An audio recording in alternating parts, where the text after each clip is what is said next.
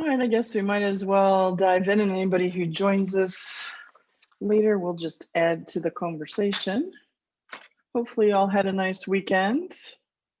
Coming into week 19, the big 1-9.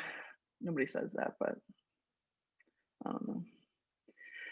All right, let's start with some updates. This is a B week, so that means that we only have formatives on Monday and Wednesday this week, not on Friday. And speaking of formatives, there's going to be a little change. If you haven't already been over to formatives to see today's entry, you might not know that I'm going to add in a new type of formative periodically, and the two formatives this week both fall into this category.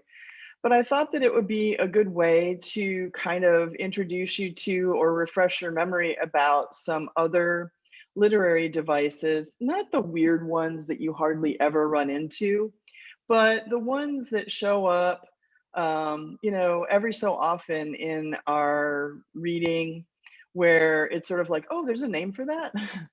Now, on the AP exam, I don't want you to get stressed out. On the AP exam, you do not have to use particular terminology. You don't have to say that this is a conceit. Instead, you could just say it's a metaphor, or you could say it's a comparison. So when you're up against time, you don't have to try to think of the terminology. If it comes to you, that's great, use it. But I don't want you to feel stressed out with lists and lists of literary devices that you have to memorize, because really, when we're reading those essays, if you can explain what's going on, that's more important than just dropping a term in there. So it's good to use terms and explain what's going on. So there'll be some terms. I think today is apostrophe, not the punctuation. So every once in a while, I'll throw in a term. I do think, and the formative suggests, I do think that it'd be good for you to make a spot in your notebook or make a document where you can start keeping track of those devices. So it's just something for you to look over later on, refresh your memory about it before the AP exam or whatever. We'll get through, several of them between now and the time for the test. But basically it's set up, or I can go over to the thing for today. Let's see. I'll just show it to you so that since it's new, I'm gonna go to the student view here. So I made a little note here. So it's kind of like a little mini lesson. On Wednesdays, the list right here will be a hot link to a document where I'm listing out all the ones that we've gone over time. But you'll see that I'll put in a term and then there'll be a definition of that term. What are the purposes for that term? In other words, why would an author use that? What does it create? What's the effect that that device will have? And then I'll put an example. And then sometimes there will be a note here just for you to read so that you have background info. And then your response for that day is to write your own example of that literary device. So in this way, we can kind of kill two birds with one stone. We get our attendance formative done, and we're kind of like continually learning some terms that might play a part in our analysis of poetry, prose, all those different things that will be on the AP exam. So I'm just giving you a little heads up that there'll be a new type of formative popping in here and there. I'll ask other questions too, but I just want to let you know that that's happening. Today we're going to do some review. Everybody should have finished with the AP classroom quiz. So I want to go over the tougher questions that showed up on that one on AP classroom. So we'll be heading over there in a couple minutes and looking at those poems and a couple of the questions that seem to give people some trouble. I also want to talk about the scores for the sample essays on your homework from this past week. I asked you to look at, in the tutorial, I asked you to look at a topic that was on the, I want to say 2011 AP exam called Echo Sonnet, which is kind of a modern twist on a sonnet.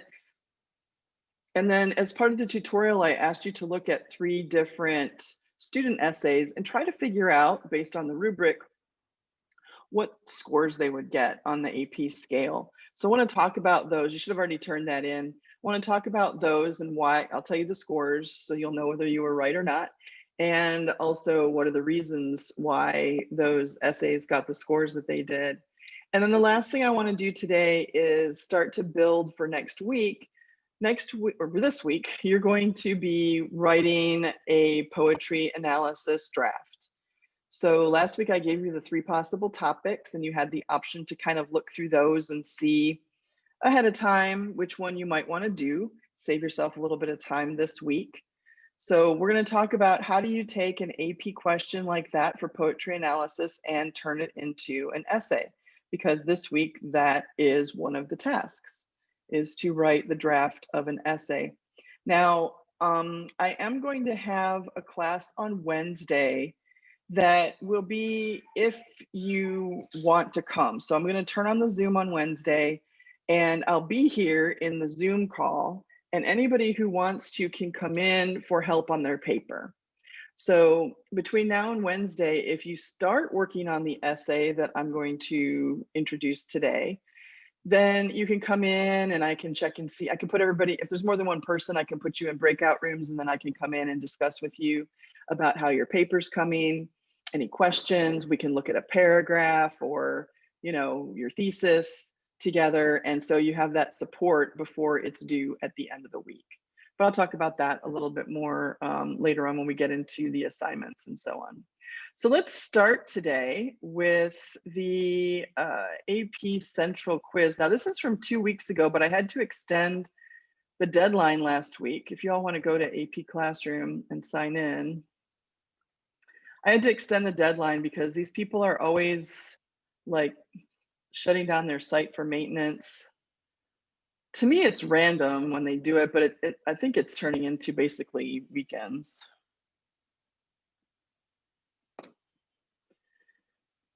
Okay, I don't know what it looks like for you in yours, but you should open up where you have the quiz from last time. This is going to look different because my setup is probably different than yours to some degree. The AP multiple choice sonnets. This is the one that I want to talk about. There were 2 sonnets on this quiz, and I made some notes when I was going through. Most people did pretty well. I went ahead and I put the percentages in the grade book. The average was around 11 questions out of 17. There were some people who were at 15 out of 17. So most people did pretty well. With the multiple choice, if you're making a 60%, that's good. You want to be at about 60% or better on your multiple choice, and you want to be writing around 4s or better on your essays, just as a rule of thumb if you want to be passing and getting that college credit. So the quiz asked you to look at 2 different poems. There's this one, which is a Shakespearean sonnet. A few things can tip you off to that. Number one, they literally move the couplet over to the side so that it's like a separate entity there. And also it says 1609 right here, which is in the middle of Shakespeare's lifespan. So it's pretty easy to figure out that that is a Shakespearean sonnet. You could also do the rhyme scheme and figure that out. And then the second poem was Christina Rossetti. So this one told you that it was a Petrarchan sonnet, so that should have helped you in figuring out the meaning. They even give you like the basic structure of a Petrarchan sonnet there, which you probably didn't need that, but it's there anyway. So I want to go through a couple of the questions. I want to go through, you can look and see, can you see your answers or no? Can you see the corrections and all that or no? Like, does it tell you which ones you had right and which ones you had wrong? I want to make sure. Miss, I looked at the results and it just shows the unit, like the unit progress checks. Okay, there's probably something I need to do.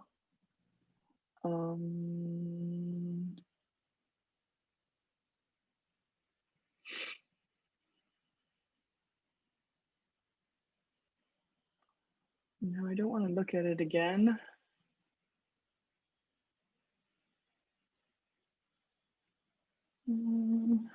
we go.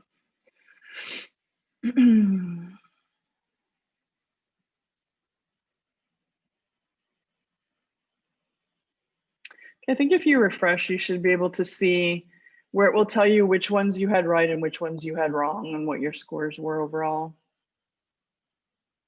Is it there now? You might have to refresh.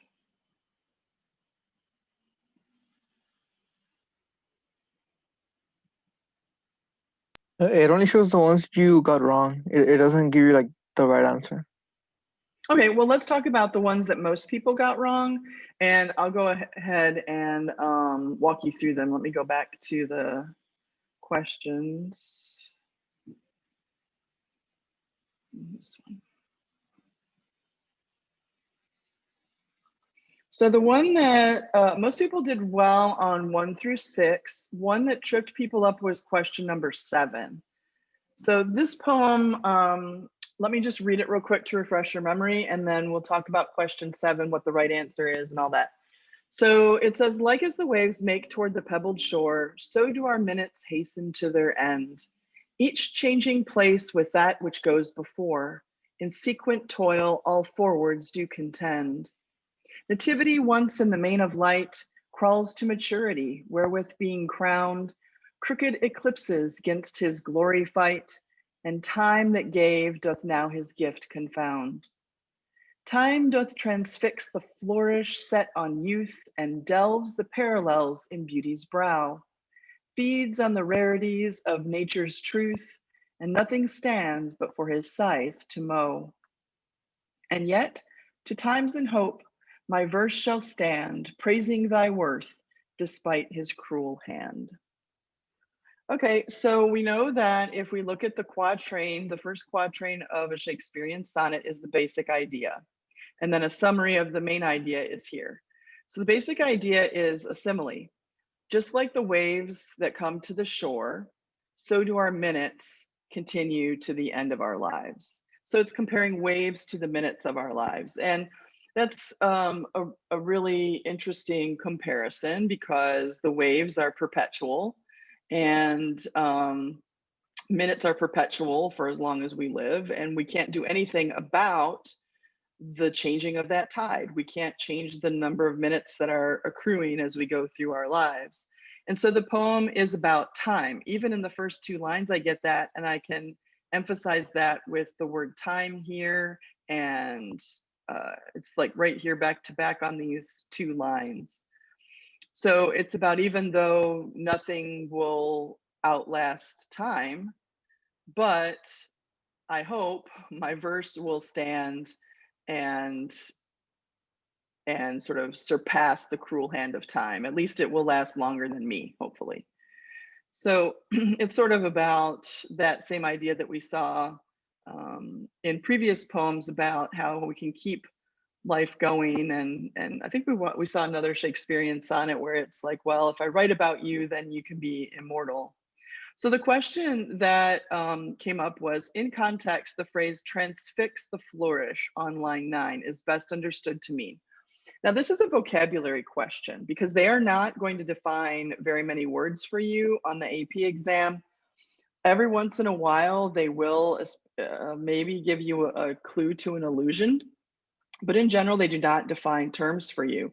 So it is in some ways a vocabulary test. If you don't know what transfix means, and if you don't know what flourish means, it's really hard to answer this question. So it's not really about poetry reading, it's about vocabulary.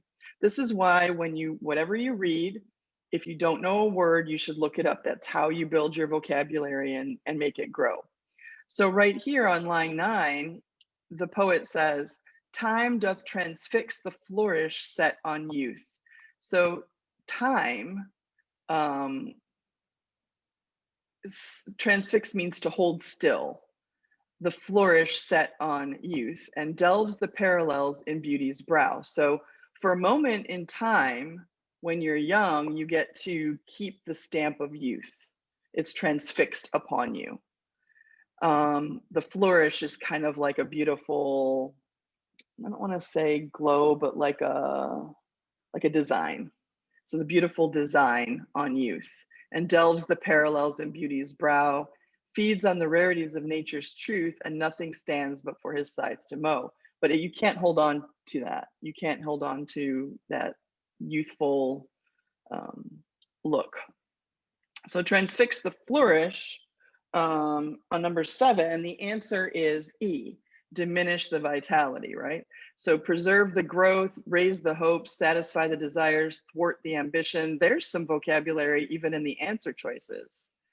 Diminish the vitality, time over time, it will expire, this youth that we see on young people. So maybe this is a vocabulary question for you. Another one that was problematic was number 9. In line 6, the word crawls serves primarily to, okay, so there's a child image in this poem that is almost a motif, because there's the idea of nativity that's brought up. And nativity just means like birth and the time after that, like as a little tiny baby, firstborn. We use it a lot at Christmas time because we're talking about the birth of Christ at that time, but nativity in general is a general term that can mean birth of anybody. And so he's talking here, nativity, once in the main of light, crawls to maturity. Well, if I know that nativity means to be born, crawling would be the next stage. So it's kind of like stepping up in ability. So crawls serves primarily to C, evoke both the baby's movements and the idea that in youth, the years pass by slowly. I know that you know about the years passing by slowly because you're anxious to get to certain things in your future. As you get older, probably you hear people my age, your parents, your grandparents say, oh, everything goes by so fast these days. And that's just a function of human nature as we grow older. So the correct answer there is C, because we have the baby's movements from the previous line, and also, you know, the slow movement of time in youth. The next one that I noticed that a few people struggled with was number 10. Number 10 says, which of the following best describes the structure of the poem as a whole?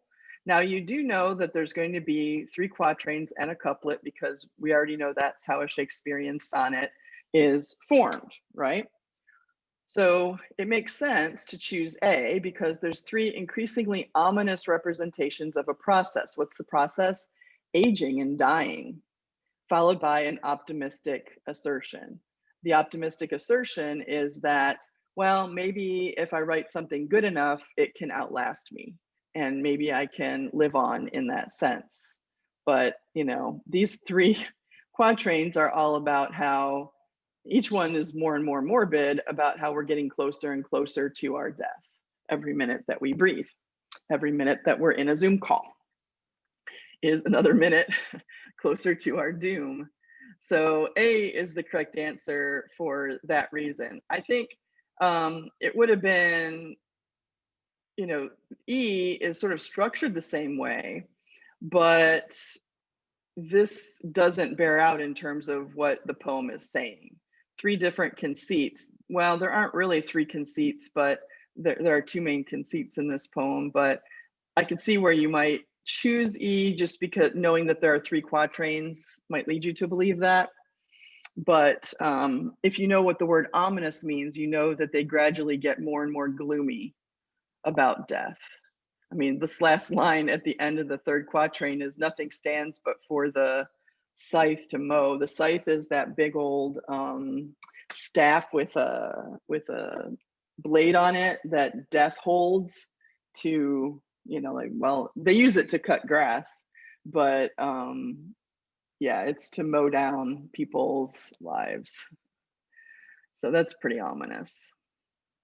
In the next poem, I think there were more questions that gave people trouble. And I don't know, maybe it's just because maybe you used a bunch of time in the first poem and didn't have as much time in the second poem. I don't know. You're going to have to kind of evaluate how you use your time. Just a reminder that we had 30 minutes for these 2 poems with 17 questions.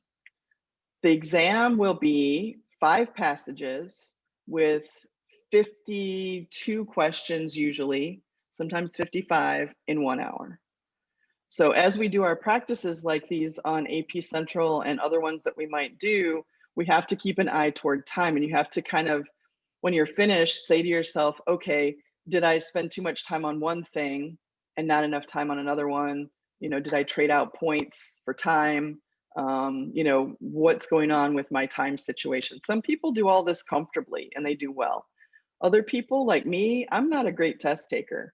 So stuff like this stresses me out, and I understand that.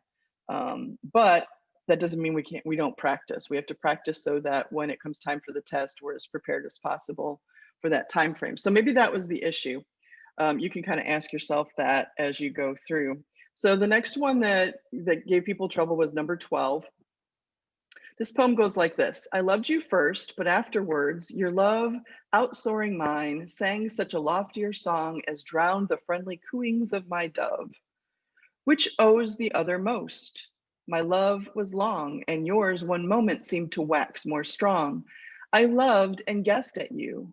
You construed me and loved me for what might or might not be. Nay, weights and measures do us both a wrong. For verily, love knows not mine or thine. With separate I and thou, free love has done. For one is both, and both are one in love. Rich love knows naught of thine that is not mine. Both have the strength and both the length thereof. Both of us, of the love which makes us one. All right, so it's about the balance of love in a relationship, right? Now, luckily, they give you, on this particular one, they're giving you some little footnotes. On the AP exam, they do that, but I wouldn't count on them. It's not too often that they do that. So number 12 says, in context, the friendly cooings of my dove on line 3 is best understood to represent the speakers right here. My dove is a metaphor for, is what they're asking. My dove is a metaphor for, what do y'all think? C, moderate degree of feeling. So it's about the friendly cooings of my dove, not the passionate cooings of my dove, right? So it's kind of like before there's that passionate attraction, there's this friendly cooing, nice, you know, we like each other, we're talking to each other, but nothing, you know, too deep at the moment. So friendly is the key word there. The next one that I noticed was number 14. Number 14 says, in a Petrarchan sonnet, the turn generally occurs between the octave and the sestet, but here it occurs between lines 7 and 8. Now they're giving that to you, so you know that's kind of like extra information. This is a little bit of an anomaly. Which of the following is the most plausible explanation for this departure from the conventional pattern? The answer to this one is C. By dividing the poem into 2 equal halves, the departure reinforces the speaker's views about equality and love. So by putting the turn right here between 7 and 8, it is cutting the poem in half. And the point of the poem is that it takes 2 people loving each other equally to come together into one, you know, like in marriage, or, you know, like some bond like that. So the poet made a decision to move the turn or the volta or the shift up a line in order to show equality, like that it's a 50-50 thing. I have to love you as much as you love me for us to have this relationship, right? So it's kind of like they moved it, but for a reason, not just for random purpose. Then number 15. 15 and 17 were the other ones that I noticed people getting wrong. Not everybody, but some people.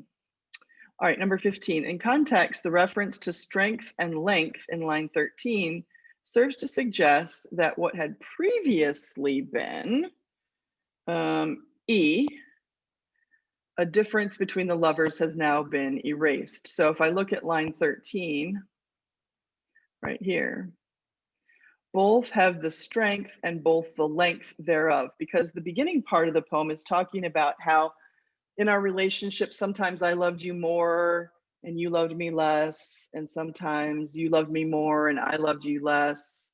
And then we came together and decided to love each other, permanently. So the reference to now, both have the strength and both the length of the love. They both love equally. So E is your correct answer there. The little back and forth of one loving more than the other is no longer true, as we see in the first one. And then question number 17 is another one that I noticed that people might have had wrong. In context, lines 6 through 7 can best be understood to do which of the following. Now, they will put in a little guide here to help you understand the extent to which they're talking about the quotation. So 6, I loved and guessed at you. You construed me and loved me for what might or might not be.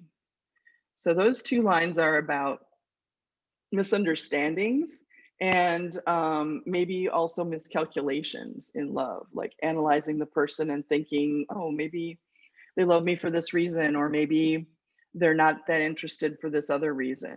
And the best answer to number 17 is also E, describe an opposition that will later be rejected. So because they're talking about here being unsure about the power of love from the other person, they're weighing that, and love me for what might be or what might not be is rejected because later on they come together and love each other equally in this sonnet. This is a tough one. This is tough.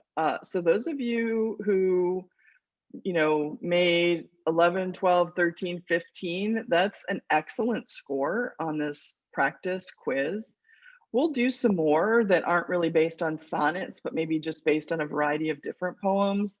And we'll also practice some of the prose passages too. Those come from short fiction, pieces of novels, stuff like that. So I think we should very often do some practices like these, just so that we can get used to answering the questions.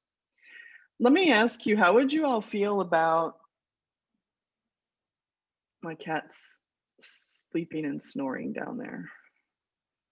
I don't think you can hear him.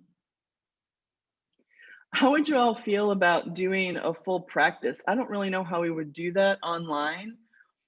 Maybe we could do like a 1 hour timed multiple choice on one day, and then on another day do the essays or something like that. I don't know. It's 2 hours for the essays though. We could talk about it later. You could be thinking about that. But until then, we'll do practices like this and debriefings. I would have liked to have gone over this last week, like a couple days after you did the quiz. To me, that makes more sense because it's still fresh in your mind, but things aren't perfect right now in learning land. So I had to put it off a couple days because it was down on the weekend. So any questions? Oh, I see some stuff in the chat. You can't see yours? Refresh your screen. That was a few minutes ago. Sorry, I didn't see that when I was talking. Yeah, well, we can talk about different options for that so that we can get more of a feel. They're saying right now that the AP exam will be just as it has been normally, and that there will be an online option and there'll be an in-person option depending on where the school districts are, because they give this test all over the world. So some places might be more secure and might have all their students back, and other places might not be able to do that. So also depends on how many people are taking the test so that they can space them and whatnot. But I'm sure we'll hear more about that usually after spring break. All right, let's go back to the Googler. The other thing I wanted to go over with you today is the homework on the Echo Sonnet. This one. I have the chat open now. I'm sorry, I didn't have it open before. Magali, did you get your thing? Did you find it? Yes, I got it. Okay, good. I'm sorry. I'm trying to handle everything all at once. I just didn't see that in the chat. Okay, so for the tutorial and for homework, I asked you to look at a number of things around the poem An Echo Sonnet to an Empty Page is the title. And it's a more modern version of a sonnet because it's got this almost dialogue set up where the ideas from each line are echoed over here in the column. And you almost have to read it out loud to understand what's happening in the poem, because it's pretty creative what this poet Robert Peck decided to do. So there's a voice on this side and an echo on this side, but the echo tends to pull out the important element of that line. And you'll notice that these are all questions, right? Well, most of them are questions. So then this almost turns into an answer. So let me read it, and then we can talk a little bit about this poem before we look at the essays that I asked you to read, and we can talk about how they were scored when they were submitted on the AP exam. This was on the AP exam in 2011. And it goes like this. How from emptiness can I make a start? Start. And starting, must I master joy or grief? Grief. But is there consolation in the heart? Art. Oh, cold reprieve, where's natural relief? Leaf. Leaf blooms, burns red before delighted eyes, dies. Here, beauty makes of dying ecstasy. See? Yet what's the end of our life's long disease? Ease. If death is not, who is my enemy? Me. Then you are glad that I must end in sleep? Leap. I'd leap into the dark if dark were true. True. And in that night, would you rejoice or weep? Weep. What contradiction makes you take this view? You. I feel your calling leads me where I go. Go. But whether happiness is there, you know. No. There's a lot to this poem. So here's what happens on the AP exam. They're going to give you a poem that is crammed with imagery, metaphor, ideas, because they're trying to see, are you enough of a thinker about poetry and about literature that you can pull away what you don't need in order to answer the question? Or are you going to be overwhelmed by all the things you see and unable to pull apart what they're really asking you? So that's where we get to the prompt. All right. So one of the things that you want to do before you even read the poem is read the prompt, and then you're only looking for those things. This one says, pay close attention to the relationship between form and meaning. In other words, how is it on the page, and how does the way that it's laid out on the page, how does that help us understand what the poem is saying? Well, like I just said, you've got a person with an echo, a question with an answer, an idea with a response. Then in a well-written essay, analyze how the literary techniques used in this poem contribute to its meaning. So I would be focusing on form. And the whole time that I'm reading this poem, I'm thinking about structure and what can I say about how the structure of this poem helps me to understand its meaning. Well, I have to get to the meaning, right? That's the tricky part. So literary techniques is open. So I can talk about questions, I can talk about metaphor, I can talk about, because there's a lot of metaphor with nature in this poem. I can talk about, what else? Rhyme. Rhyme doesn't usually get me to meaning, but in this case it kind of does, because the echo is either repeating the word on the end, repeating a part of the word on the end, or it's repeating a word that will show up in the next line. So maybe repetition is a better word instead of rhyme for how the structure is working there. So then I have to think to myself, okay, how is that repetition helping me to understand the meaning in the poem? Well, it's clarifying, right?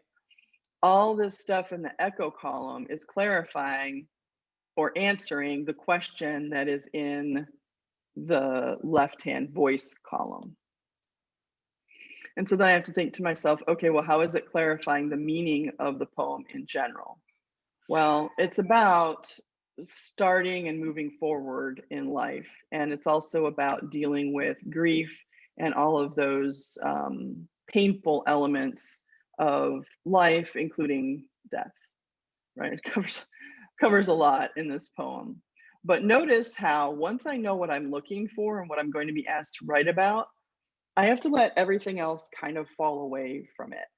Do I love some of the ideas that are in these lines? Yes. And I could write a whole essay on like just this line right here, but is there consolation in the heart?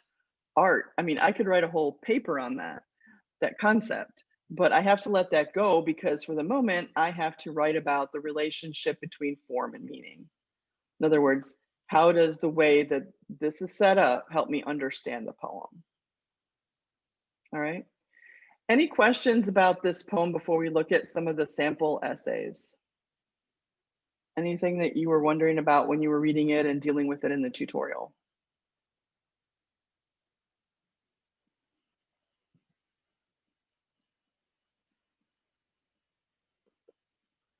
Okay. I'm going to open up the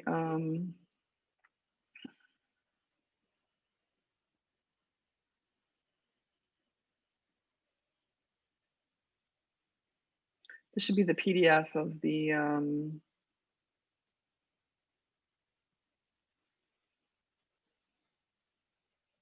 yeah, does it open for you? Hopefully it does. So in this grouping, there are 3 very different essays. And you're going to say to me, I know what you want to say. You want to say the handwriting's so awful on some of them. Yes, they are. And these are the good ones. Sometimes when we're scoring them at the AP scoring, if you can't read it, I mean, we all have magnifying glasses because we're all like middle-aged people, right? We're all college professors and high school teachers who have been looking at papers for 20 years.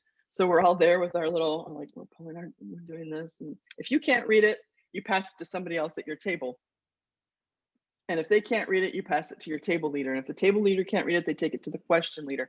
Somebody in the room is going to be able to read the essay, but you probably don't want to be that person. You could probably understand a little bit of our pain by reading some of these. Now, crossouts. You can cross anything out. Anything you cross out is just not considered. It's like it doesn't even exist there. So don't worry about crossouts. I know I'm a recovering perfectionist. I know I don't feel good about crossing stuff out, but in a time situation, you just have to move on. So you can cross stuff out. You can cross out whole paragraphs. I've seen whole pages crossed out and then somebody started again. So it doesn't affect your grade at all. It's not a messiness competition or, like a neatness competition. But you'll notice that this essay right here has a decent response to the question. I'm not going to read through the whole essay because you've already read it and scored it, but they do talk about a variety of literary techniques. It would be good if they, were more specific, which they are down here, but a special effect is achieved. They don't say what the special effect is. So this is an example of somebody who just started writing and didn't think about what their answer was ahead of time. And I know a lot of people do that, but you're going to write yourself into a lower score that way. It's better to take a couple minutes, go back to the poem, think about what the effect really is, like the question answer or the person shouting into the wilderness their questions about life. Like try to nail down what the effect is instead of just saying a special effect. This person wants to say a special effect because they haven't figured out what the effect is yet. Maybe as they write, they will figure it out. but that doesn't make for a strong thesis or claim. So for me, I would rather work out in the booklet or something what the effect was, and I can always go back and cross it out and put something above it if I find a better way to say that. But leaving it as a special effect is too vague. So already I'm thinking that this paper is not a 5 or a 6. It could change my mind. You're supposed to leave room for a paper to work itself into a good answer. But, you know, with kind of a weak thesis like that, yeah, some devices are here, but a special effect isn't enough for me to think that this is going to be a top end paper. To begin with, consider the abundant use of, okay, so then this person marches through the rhetorical questions, and there's a paragraph about that, there's a paragraph about imagery, and there's a paragraph about metaphor. You can set up your paper that way. The paper that you'll do this week for poetry analysis essay, you can set it up by device, but usually those essays are less insightful. I've read top scoring papers that did that, so I don't want to say that you can't do that, but it leaves little room for insight on the meaning of the poem because you're focusing on devices, if that makes sense. If this paragraph is all about rhetorical questions, then I have to find a place somewhere to get to what is the meaning of the poem, because this whole paragraph was about rhetorical questions, not meaning. If, however, I take maybe the first part of the poem, like I chunk it out for myself and I say, you know what, the first quatrain deals with this idea, and feed that into the structure and the meaning of the poem, then it's more organic because I'm going through the poem from top to bottom in chunks, but it's also less focused on devices and more focused on meaning. So I don't think it's a bad thing to organize by devices. I just think that you're limiting yourself if that's the case. So as you're working on your essay this week, you can think about how you want to organize. What are the insights that you can make in the different chunks of the poem that get to meaning? And you can just really talk about meaning throughout the entire poem rather than focusing on devices. Are you going to mention devices? Sure, you're going to mention devices because you're going to have to say the metaphor on line 7. Or the metaphor in the second half of the poem. So you do use devices, but maybe you don't have to organize by them. So think about your options with that. Then they go do the same thing with imagery and they talk about that. And then finally, metaphor, which are the ones that showed up here in the thesis. So at least that matches up. Sometimes you read essays where the 3 things that are up here are not the 3 things that they talk about in the essay. And so they call that line of reasoning. So everything has to get a high score, everything has to flow through the essay building on itself. So if, for example, this person put different terms here, and then in the body spoke about something, some other terms, that would be a disconnect in the continuity of the idea. What they say is this when you're scoring it: if you couldn't reorder the paragraphs, like the order builds on the previous paragraph and then the next one builds on the previous 2 paragraphs, and so the structure of the essay is locked in, you can't move paragraph 3 up to paragraph 2 and switch them because it wouldn't make sense that way, then you know that you have that continuity of an idea. Because if you built on something piece by piece, you can't jump over something and switch them around, right? So this one doesn't really have that. And then down here you'll see, I don't know if you can open this one or not. There's a few quotes that they use. This one was scored a 3 out of 6. What they talk about here is this is like the little debriefing that they give on these essays. It appears to sustain an organized response to the prompt because it's got different paragraphs and each paragraph is about a different device, but it relies heavily on generalities. It doesn't really go into much depth. There's a little more depth here where there's some quotations that happen right here at the beginning of this 3rd page, but then there's not a lot of commentary on how that gets to meaning. So you can read this at a later date. If you can't open this PDF, let me know, but you should be able to. So there's some more information there, but basically that's the reason why this one gets a 3 out of 6. Is that a bad score? A 3 out of 6 isn't a bad score unless your other essays are 1s and 2s, in which case you probably will not pass the exam. You need to be thinking about 4s. So if there are 3 essays and they're all 3 4s and your multiple choice is a 60, you're likely going to pass the exam with a mid-level 3. If you write an essay where you have a 3, like this one, where it's sort of a satisfactory answer to the question, but not as good as it could be, and then you write a 4, one of the other essays is a 4, and then the other one is a 5, then together that averages out to 4.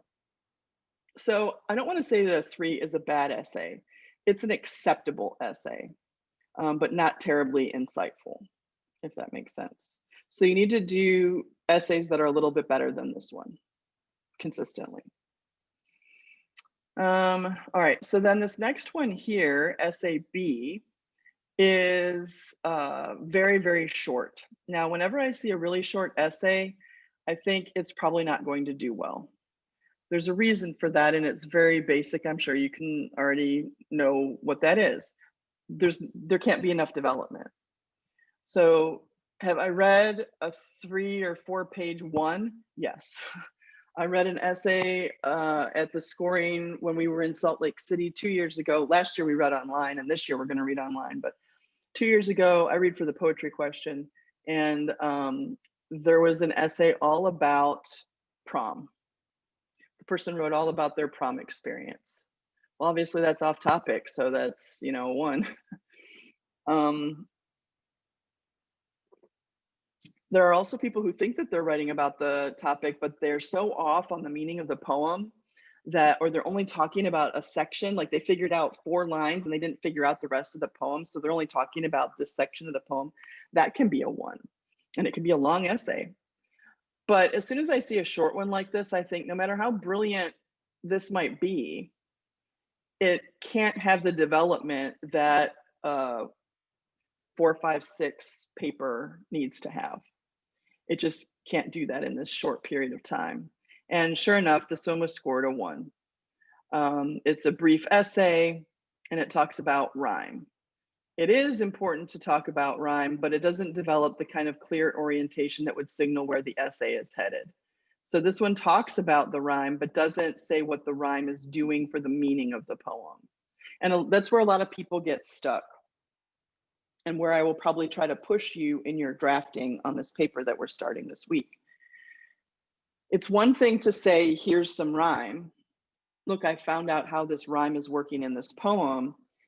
It's another thing to say what that does for the meaning of the poem. And that's usually a jump that is a challenge for people, including me, like people. So that's the tough part, is saying, okay, the rhyme here is more like repetition, but how is the repetition helping me understand the theme of the poem? And that's the leap that we have to get those top scores. So this one brings up some interesting points, but can't develop them because it's just too short. And so they talk about that, and probably this person just ran out of time, but it's still a 1.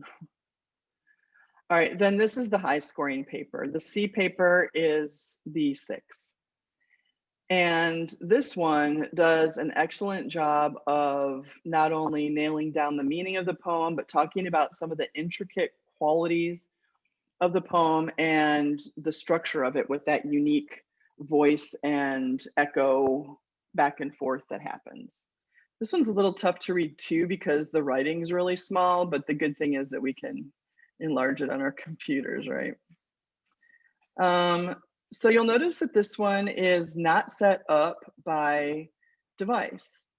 It talks about voice and it talks about different elements, but it's mainly organized by the way that the poem is organized. And it talks a lot about the voice and that back and forth between the two, which is the main feature of the poem. You've already read it. Let's look at the description of the essay. This one is 4 pages long. But like I said, 4 pages doesn't necessarily mean top score. So this one says, from its early distinction between the voice and echo in Pack's poem, this elegant essay inspires confidence, meaning that they are confident in their reading and they're confident in their interpretation of the poem. Using a well-developed introduction to identify the poem's form and explicate its structure, the echo is the narrator's alter ego. That is a really interesting concept. Instead of just naming it echo like the poem names it, this writer realizes that the echo is the internal thoughts of the speaker, or could be the internal thoughts of the speaker. The essay explores the literary devices the poet works with, including rhyme, imagery, and symbol, and connects them to the poem's meaning. So instead of just saying, here's some imagery, here's a metaphor, every time that's brought up, it's connected to the overall meaning of the poem. I know that it says right here that it scores a 9 because we used to score AP essays up to 9. It's the top score, but now it's a 6. So I'm hoping that by looking at some of these essays and figuring out the scores to them and really understanding the rubric, which I put on here, where did I put it? Oh, under poetry analysis essay tools here. This rubric, there was a video in the tutorial that I asked you to watch where some guy went through, some expert person went through this rubric, which is not the way we do it at the scoring, but it's all the same components. So you look at this one, you decide, are we getting a point for thesis? No or yes. How many points are we getting for evidence and commentary? Up to 4. And like, where is it falling in this rubric? And then is it getting the bonus point for sophistication? Obviously that last one did. So these are all the things that can qualify you for that extra point. Does an essay have to have 1 point and 4 points in order to be considered for the extra sophistication point? No. Usually it will have the thesis point, but it could have a 3 points and get this sophistication point. So you can earn points on the AP essay in that way. But hopefully going through all of that and the tutorial really helps you see what you need to do for your own essay that we're going to be starting this week. Are there any questions on any of that background stuff and last week's homework assignment that I can answer for you before I talk about the assignment for this week?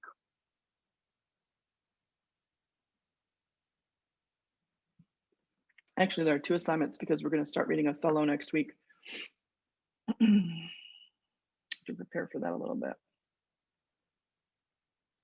Okay, I want to go back to, not that Cami, I want to go to this one.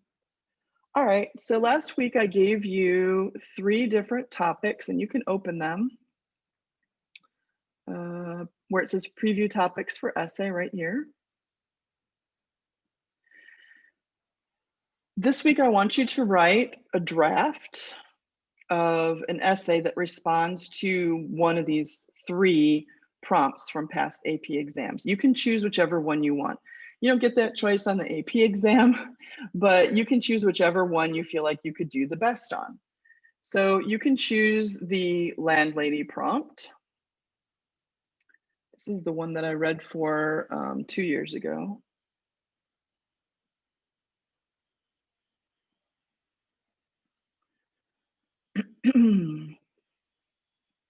Let's just look at the prompts for each one of the 3. So maybe that will help you choose which one you want to write about this week. This one says carefully read P.K. Page's 1943 poem, The Landlady. Then in a well-organized essay, analyze the speaker's complex portrayal of the landlady. So it's characterization. Even though this is a poem, it's a poem that has a really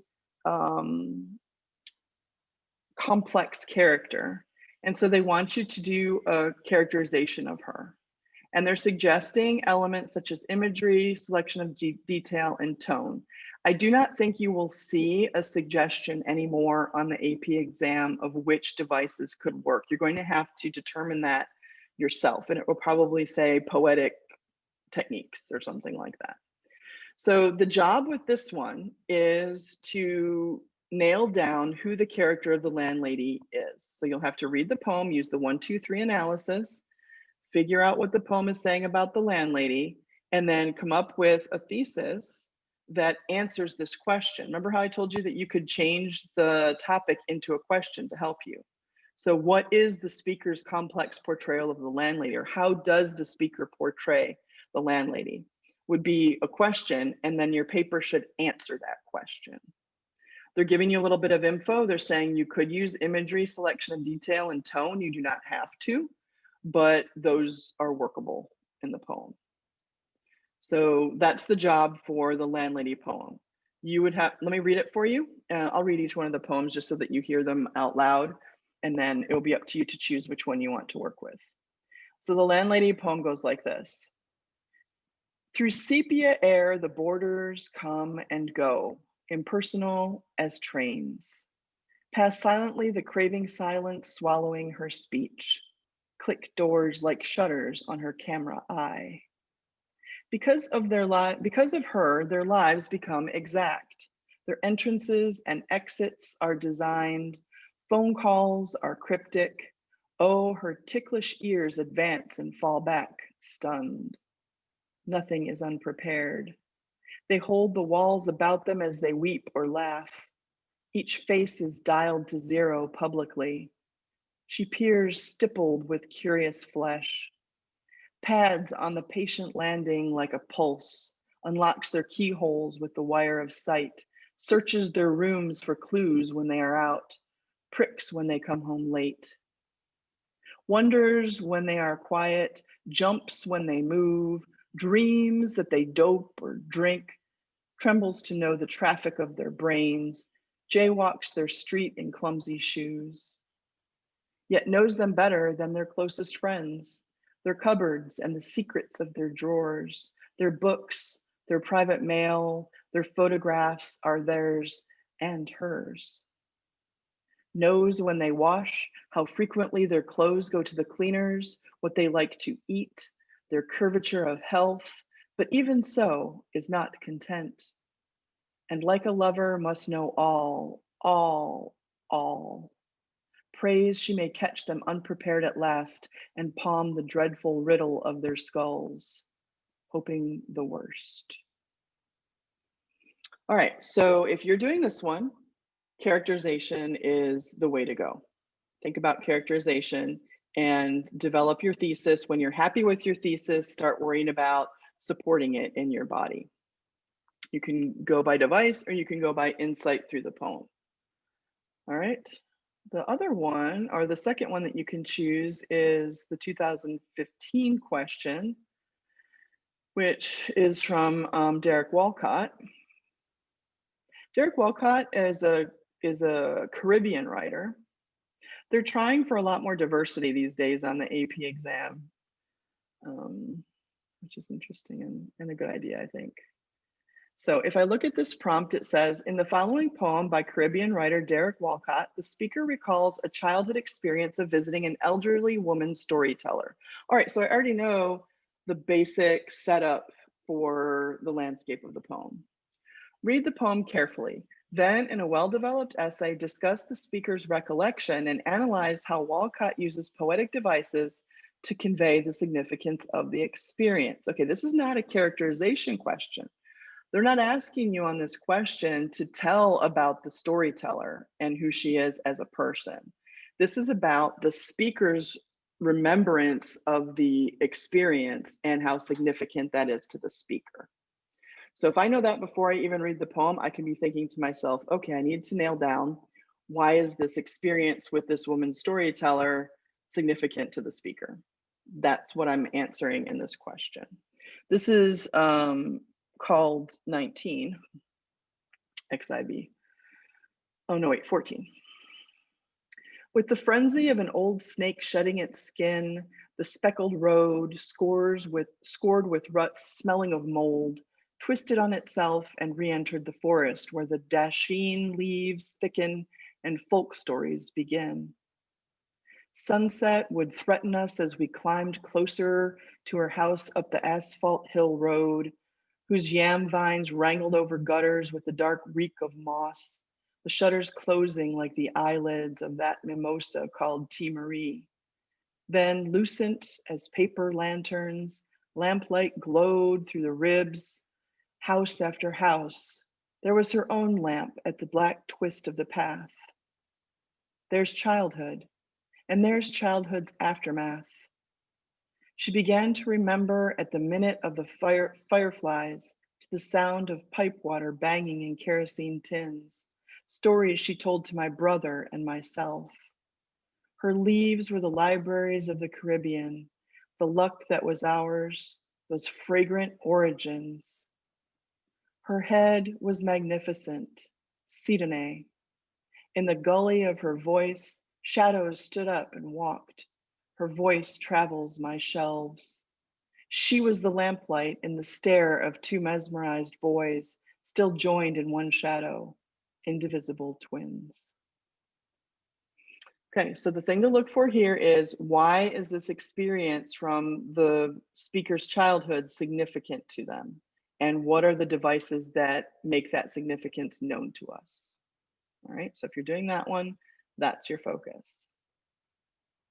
I'm not seeing anything in the chat, so I'm just going to move on to the third one. The third one is the century quilt. This is the question from 2010. People did very well on this prompt, actually. I think that the poem was a little easier to understand, less vocabulary. So let's look at the topic. It says, read carefully the following poem by Marilyn Nelson Waniak. Then write an essay analyzing how Waniak employs literary techniques to develop the complex meanings that the speaker attributes to the century quilt. You may wish to consider such elements as structure, imagery, and tone. All right, so before I read, I'm going to ask myself, what are the complex meanings that the speaker attributes to the quilt? I don't know anything about that quilt right now, but when I read the poem, I need to figure out, how is the quilt symbolic? Right, the meaning that the speaker attributes to the century quilt. So the century quilt is going to be the center of my essay. And I'll be asking myself, how is it symbolic to the speaker? All right, again, it says you may wish to consider these elements, structure, imagery, and tone. You do not have to use them, but they all work. All right, so this poem goes like this: The Century Quilt. For Sarah Mary Taylor, quilter. My sister and I were in love with Mima's Indian blanket. We fell asleep under army green issued to Daddy by supply. When Mima came to live with us, she brought her medicines, her cane, and the blanket I found on my sister's bed the last time I visited her. I remembered how I'd planned to inherit that blanket, how we used to wrap ourselves at play in its folds and be chieftains and princesses. Now I found a quilt I'd like to die under. 6 Van Dyke brown squares, 2 white ones, and 1 square, the yellow-brown of Mama's cheeks. Each square holds a sweet gum leaf whose fingers I imagine would caress me into the silence. I think I'd have good dreams for 100 years under this quilt, as Mima must have under her blanket. Dreamed she was a girl again in Kentucky among her yellow sisters. Their grandfather's white family nodded at them when they met. When their father came home from his store, they cranked up the pianola, and all of the beautiful sisters giggled and danced. She must have dreamed about Mama when the dancing was over, a lanky girl trailing after her father through his Oklahoma field. Perhaps under this quilt, I'd dream of myself, of my childhood of miracles, of my father's burnt umber pride, my mother's ochre gentleness. Within the dream of myself, perhaps I'd meet my son or my other child as yet unconceived. I'd call it the century quilt, after its pattern of leaves. All right, so in this poem, I have to figure out how the century quilt is symbolic to the speaker, and then what devices get me to that symbolism. Okay, hopefully you were taking down some notes about the different approaches to the different essays, because those are sort of like the little keys to open up the essay that I want you to write. So the assignments this week are twofold. Go back to the instructions. The first one is, well, formatives. I didn't include that one. Formatives on Monday and Wednesday. And the poetry analysis essay, I would like that by the end of the day on Saturday. I want to look at them before next week. We are going to be revising and working with these drafts. So the sooner that you can get it in, the more time that you'll have to work on it and so on. So this isn't like a test, it's more like a practice. It's going to count for a grade, the final one will. So between now and Wednesday, this Wednesday coming up, the 27th, if you want to on Wednesday, if you start your ideas, if you get a thesis, if you write a couple paragraphs on whichever poem and prompt you want to do, then you can just come over to our normal class meeting. I'll just have the camera on. I'll be grading things or doing work. And if you pop in, then we can look at what you have for your essay, and I can give you some feedback as you're working on the process of writing the essay, and you can ask me questions if you want to. You don't have to show up, but I think it will help you get through the essay more effectively if you have somebody that you can answer questions for you. So I'll be doing that on Wednesday, and then you'll turn it in on Saturday. I think I put the assignment down here. Yeah, it's right here's where you'll turn it in. The other assignment is to read some background information on Shakespeare and take some notes. Next week, we're going to be starting the play Othello. We'll be moving out of our poetry study and into a drama study, looking at the Shakespeare play Othello.